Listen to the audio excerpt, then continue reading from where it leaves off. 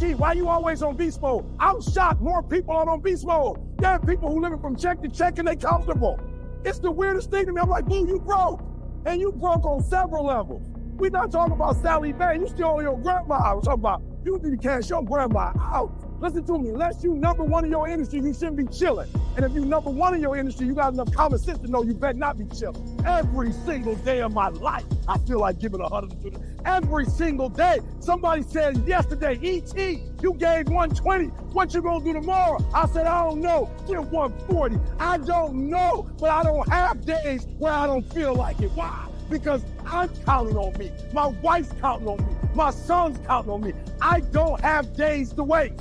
Listen to me, once you realize who you are, you stop operating in desperation. You stop saying yes to stuff you ain't supposed to be saying yes to. So here's my big problem with a lot of y'all, is your belief system is off.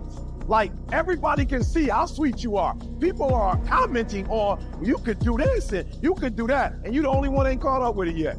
There's nothing wrong with the opportunity. You're not giving 120, you're giving 70. You giving 60, you giving 50, and you want what these people who's giving sweat, who's giving blood, who's giving tears, you want what they paid for, and it ain't free. You don't belong at the bottom, and it's time for you to get your butt from down there. It's time for you to stop being comfortable at the bottom. Get your butt up and get to where you're supposed to be. The Bible says he was in a pig pen, and he came to himself, and he went home. Get your butt up. You are a royal priesthood. Get where you belong. Do what you're supposed to do. Live like you're supposed to live. You got all the stuff. You got it all. But you will not outwork me because your height has nothing to do with my work ethic. Your face has nothing to do with my work ethic. Your two-parent background has nothing to do with my work ethic. You will not outwork me. On your job, you will not outwork me. In your business, you will not outwork me. You will not outwork me. Get up.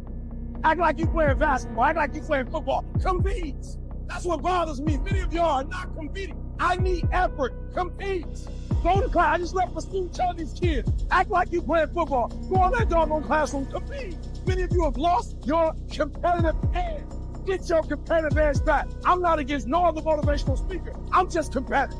Some of you are not successful because every single time you run up against a trial, every time you run up against a tribulation, you stop and you cut off beast mode. And what I'm here to tell you is, if you tell that thing, I'm here just like you here, and I promise you, I ain't leaving without the degree. I ain't leaving. I will not leave without that goal. I will not leave without that dream.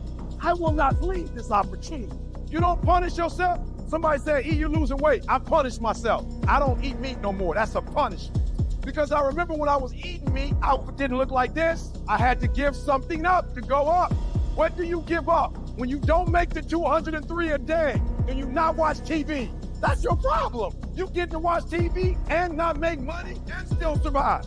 You gotta hear what I'm saying. The reason why you broke is because you're getting a reward and you ain't working. I'm not scared that some kid's gonna take my spot. If he does, he's gonna have to do it with sweat. He's gonna have to do it with tears. He's gonna have to do it with blood. He is going to have to get up at 2:30 in the morning. If he can get up every day at 2:30, he deserves to take my spot.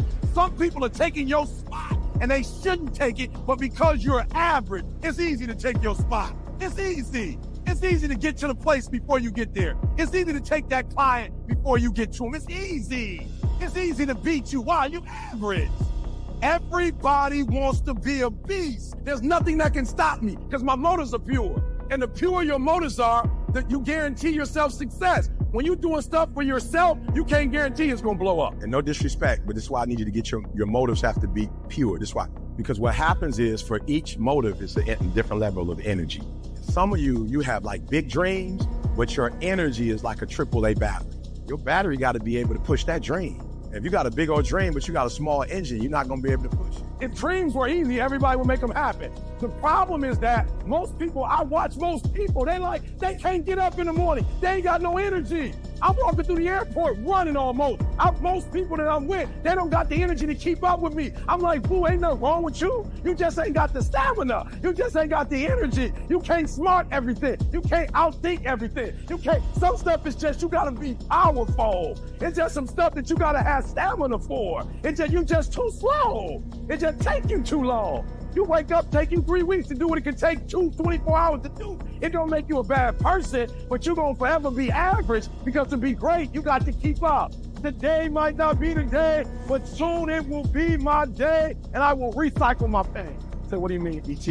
You recycle the pain. I turn homelessness into a book. I turn my father not being in my life to a book. I turn an estranged relationship with my mom into a book. I turn being homeless into a book. I turn being a high school dropout into a bestseller. And not only do they sell it in America, they sell it across the world.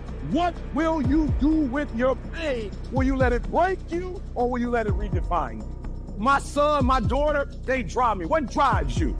And this is why I'm telling you, because if a house drives you, you sweet, you gonna get one. Then what you gonna do when you finish? It's what she said. She blew this business up, and now she don't want to do it no more. You know how hard it is to blow a business up? You know how many people wish they could do what she doing? But yet she finished with it. Why? Because that thing was not strong enough to drive her. The Nobel Prize, that take me forever.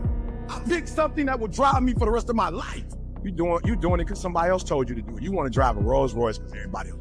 You got affirmation problems. You're not doing it because you really want to do it. You're doing it because you want to be affirmed. Let me tell you something. That's a great place to start. But when you get to your root, it's a whole nother level. Take all your energy for the dream, because you're going to need it. And so if the second thing I can teach you is, for every dream you have, take at least a week or 30 days and write down every single thing that it's going to take to make it happen. And I want you to know something. After you write everything down, you still have not written everything down, because you don't know what's going to happen.